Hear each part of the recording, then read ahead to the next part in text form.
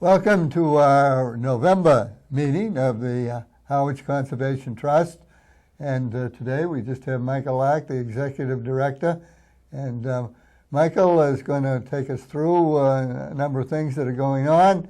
But first of all, we'd like to hear a little bit about Mission Wolf. I'm sure that was a big success. It was. It really was. It was a lot of fun again. Mission Wolf, that's a nonprofit sanctuary for orphaned wolves. This sanctuary based in the Colorado Rocky Mountains, the Sangre de Cristo Mountains. They go all over the U.S., tour in this retrofitted Marine Corps bus. This bus has over 500,000 miles, over 500,000 miles on it, but they keep on going. There's a beautiful photo of one of the wolves there in the Colorado aspen understory.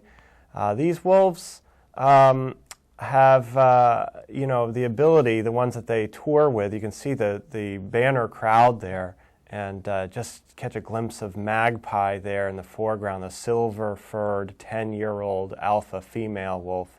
You can see some of the reactions of the crowd. They get a big kick out of this. It's amazing to learn about the history of wild wolves, some of the precipitous declines that the populations have experienced, the recovery now underway, some continuing threats, and of course the biology and habits and mystery. Look at that. Look at Magpie and one of her wolf pack there interacting.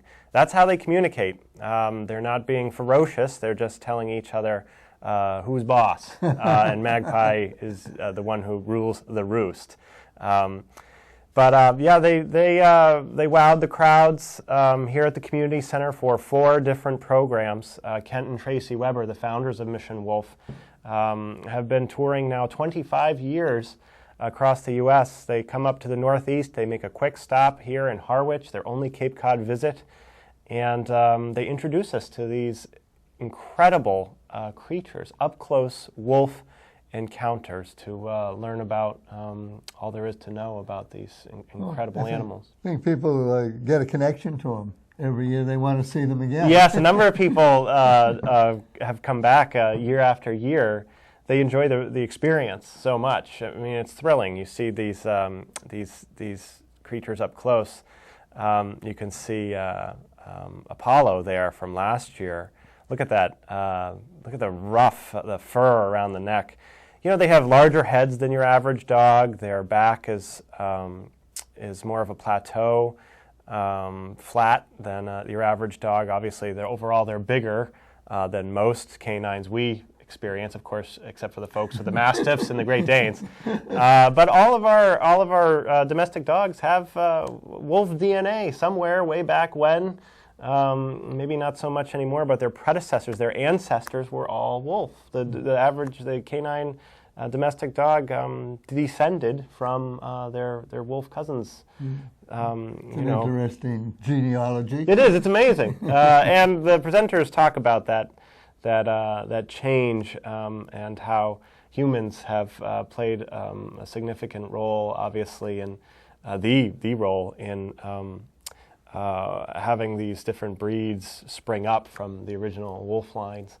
But it's incredible. You know, it also enables us to raise funds, critical funds, to advance our land protection work, our land saving work. That's what we do at Harwich Conservation Trust, and it allows us to cultivate and complete some very important land protection projects, a number of which are underway, which we can talk about another time. Okay. But yeah, it's great. Well, you have 3 programs that bring this kind of interchange to the community, the owls and the birds of prey. Yeah, live owl program and the birds of prey. And I know in the past, even the coyote was discussed. Yeah, no live coyotes, but yes, we had Dr. Jonathan Way talking about actually some of his DNA research, coy wolves, he calls them, because the coyotes he's studying now actually have a little bit more wolf DNA than previously thought. So that was fascinating. We'll have him back at some point. But he's given a fascinating lecture in the past. But the owls, we're going to have them back March 2nd. Okay. 3 programs. I'm sure we'll talk about that Yes. before the program arrives on March 2nd. But again, fantastic educational opportunity and experience for folks to see these owls up close. Most of them nocturnal. Yeah. You hardly see them.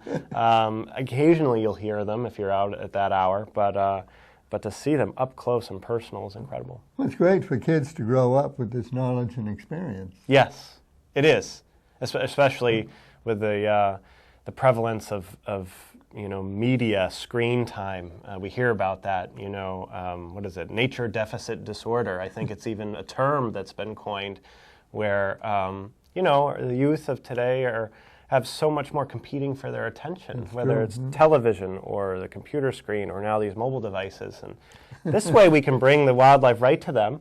And then also, if folks would like to join us in our free guided walks, they can That's come right. out and experience the nature firsthand. That's the next thing up. You have a whole list of walks here. Yes. What's coming up early in November? Yeah, Friday, November 2nd, this coming Friday, actually, 9 a.m., we're going to have a walk led by Amy Wazowski, the town conservation agent for Harwich, right at Bell's Neck. Beautiful. Bell's Neck is beautiful. You've got the West Reservoir, freshwater, you've got the brackish and the East Reservoir, you've got the upland bordering both, and you've got the Herring River salt marsh just to the south. Herring River being tidal right up to Johnson's Flume there, which is where West Reservoir flows right into the Herring River. It's an incredible set of habitats, an ecosystem, and we're going to learn from Amy Wazowski all about it on November 2nd. On November 8th, Thursday, November 8th at 9 a.m., we're going to have 12th generation Cape Codder. Yeah, it's amazing. 12th generation Cape Codder Todd Kelly, who's going to talk about the history of the Monomoyaks, the Monomoyak Native Americans, who lived for thousands of years in and around Pleasant Bay. And he's going to be describing their history and the landscape, reading the landscape at the D. Isabel Smith Monomoy River Conservation Lands on Bay Road in East Harwich. By the way, everybody can find maps to these walking trail destinations at our website, harwichconservationtrust.org, or you can pick up trail guides at the town hall, at the community center, at the library, or give us a call. We'll mail you one, 432-3997. I'm sure that you'll find contact information, as this program continues. But let us know. We'd love to put a trail guide in your hands any way you is most convenient for you, or again, you can check the website. So we've got on November 16th, we keep on going, again with another walk led by Amy Wazowski. That's Friday, November 16th at 9, starting right behind Town Hall. People are going to walk along the bike trail and head into the Island Pond Conservation Lands. Now, this is an incredible area. In the late 90s, this conservation assemblage really started to take off with the 34-acre town purchase, supplemented by Harwich Conservation Trust fundraising. Really started the core of this, what has now become really quite a conservation destination. It's grown to almost 78 acres now by virtue of subsequent town conservation purchases, land donations to the Harwich Conservation Trust, and now roughly 12 different land transactions and acquisitions later, you've got an incredible network of trails right in the heart of Harwich. Park behind Town Hall, walk the bike trail over, and walk north into the trails through wetland and Coy's Brook. Actually, the upper reaches of Coy's Brook flows through that area, and then all the way up to Harwich Conservation Trust land right on Katie's Pond that also borders the bike trail. So we've got a bike trail trailhead there too. You go walk that bike trail a lot. Now, the first sign, what pathway is that? And then if you go up and you go right, further down before you get to Queen Anne Road, there's another trailhead there. Yeah, near the transfer station. Right. Yep, there's one there. Again, a kiosk or parking area right behind Town Hall. These are all marked on the trail maps. Yeah. Trail maps being in the trailhead kiosks, also on the website, also in the hard copy trail guide. Are either of these the ones you're talking about? Those two trailheads, the one on the bike trail and the one on Queen Anne Road, won't be the starting point for this November 16th walk. Oh, okay. The starting point. I'm just trying to. Yeah, we've made a couple access points. Yeah, it's good to keep them straight. But the starting point for the November 16th walk will be right behind Town Hall. Right Try to behind keep it Town real straightforward. You know, Okay. people, plenty of parking, and people set off from there under Amy's lead. So we're very grateful to have her helping us out with these walks. And then November 17th, Saturday at 10 a.m., you can join one of our longtime walk leaders, Erwin Shore. He's fascinating. He's going to give a talk about the history of the turkey farm that used to be back in the Hawks Nest Woods there, Hawks Nest State Park. Okay. And he's just terrific. So again, directions to that starting point, which is off of Spruce Road near Exit 11 on 137 at our website, harwichconservationtrust.org. I remember Ryan giving us a little history of the turkey. Yeah, and now people are seeing turkeys everywhere. I hear about them all the time. It seems like every other week I'm having to stop, driving, so I watch a flock of good-sized birds amble across the road. I think it's wonderful to see so many about. Very good. Unless it's the same flock we're all seeing. Well, you have a program going on called Boundary Quest. Boundary Quest, yes. And now we've had a little storm that kind of upsets the forest, I suppose, a little bit. Does that present any problems for you? No, this time around, I'd say we've overall we fared pretty well with the downed limbs and trees and our walking trail areas and our protected property. So we'll make out okay after this latest storm. And this Boundary Quest is a great chance for volunteers to get out in the field and help us find our property lines, boundaries, and corners for these lands that we've been entrusted with, to make sure we're managing them properly, to make sure that we're protecting the land that's described in the deeds and the plans that we have on record. It starts really now when the leaves have begun to come down. We've got they come down. Yeah, especially this latest wind. But there's more to come. Backyard. Yeah, there's more to come, I'm sure. And so that gives us better sight lines, and so that we can see farther distances, make sure that we're getting our boundaries marked correctly, and we've got a great corps that have gained a lot of experience over the past couple of years. We're always looking for more people interested in this boundary hunting volunteer work. So again, let us know, 508-432-3997, and we'd love to get you involved. It's fun. So you're matching all the deeds. You're not finding any surprises. You don't Yeah, have more land. we have a long list to go down in terms of our protected land inventory. But we're approaching this very methodically, and we've gotten great assistance, in-kind services from Moran Engineering, Dan Couteau in particular. Our office is right next to his, so whether he likes it or not, we knock on the door. we have a question on surveying. He's so obliging, and we can't say enough good things about Moran Engineering. And we work with a number of other surveyors across town too. Terry Warner Surveying, she's been very helpful. Peter Sewell out of Brewster, and so. It's really quite an area of expertise. It takes a lot of technical know-how to really definitively delineate where these boundaries are. Really? So yeah, but we figured we've reached a happy medium of understanding and where we're approaching this from a volunteer aspect. So yeah, we're pretty confident. I hear people talk to me about my property, and every time it's different. Yeah. So you have an annual meeting coming up. Where will that take place, and what kind of sort of an agenda have you got ready?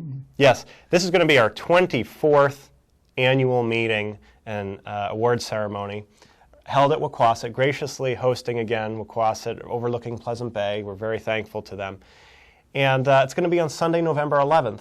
Sunday, November 11th, starting at 4:30, run roughly till 6:30. Be light refreshments. There'll be a cash bar. It's a wonderful time to get together to celebrate our shared land saving and stewardship successes. Really thank our volunteers who make all of this work possible. We'll be bestowing a number of awards, including our Evergreen Volunteer Award to an individual named Al Boragine. He's a retired U.S. member of the U.S. Marine Corps. He's a very good friend of our cameraman, Community Journal participants, and all-around guy here. We miss him out there. Hi, Ron. Al, yeah. And he's a very good friend with Ron. With Ron, okay, he's terrific. He's now a fixture at HCT. He's doing all sorts of great volunteer projects, and we're eager to honor him. There are so many, obviously, and you know, we love them all. And we have a group that we're honoring as well, the Cape and Island Services Senior Environment Corps, who are, their members are involved in a variety of our projects, and they're involved in a variety of other environmental nonprofits around the Cape. So we're glad to give them the Group Volunteer Award. And then also, we are very pleased to to honor the Cape Cod 5 Cent Savings Bank and its Charitable Foundation Trust as our 2012 Conservationist of the Year. They have been long-standing supporters of land conservation. You know, the economy is so tightly connected to the health of our environment, whether it's our scenic natural views that people enjoy when they visit, or our clean beaches, or our healthy water quality. It's all based on protecting the environment, and a big part of that protection is land conservation. They get it. They've been helping Land Trust preserve properties since 1988, with grants ranging from $5,000 to $10,000, mostly averaging $5,000.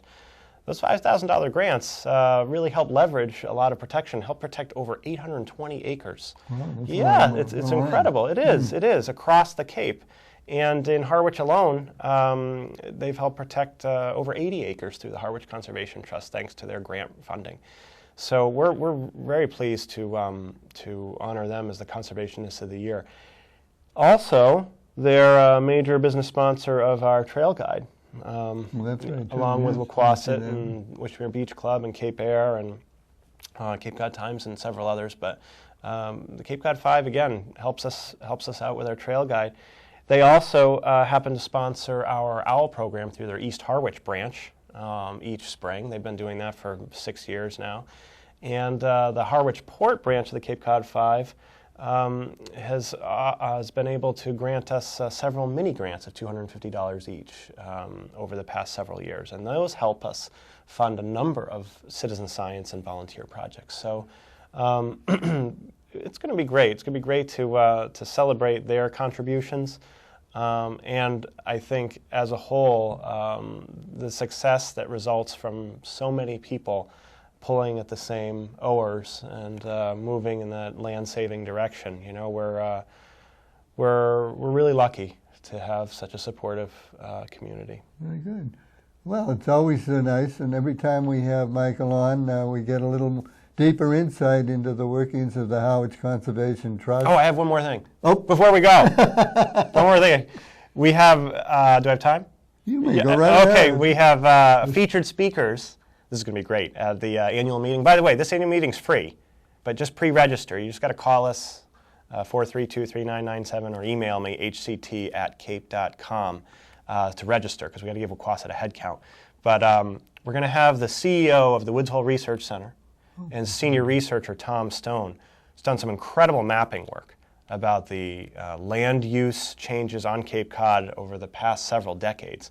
And so the title of their talk is Losing Cape Cod, Saving Cape Cod, as well as mapping future sea level rise, which I think is quite a timely topic considering the storm surge that we experienced from Sandy's landing here on the Cape. So it's going to be an amazing presentation. Again, Sunday, November 11th, 4:30. And we made sure it was after the Patriots game. So you can watch the Patriots game if that's your thing early in the afternoon, but come on down and join us for the annual meeting at Wauquasit. It's going to be fun. All right. Very nice. I'm done. Very nice addition. All right. So it's always great to have you, and we continue to learn more and more about the Harwich Conservation Trust, not just the programs that you have, but your interaction with other agencies and other people, and the rewards that you feel they deserve. And we'll send hello and best wishes and congratulations to our friend Al. Yes, for sure. Again. So thanks for being here again. Thank you, Paul, and Channel 18. We'll look forward to next month. Absolutely.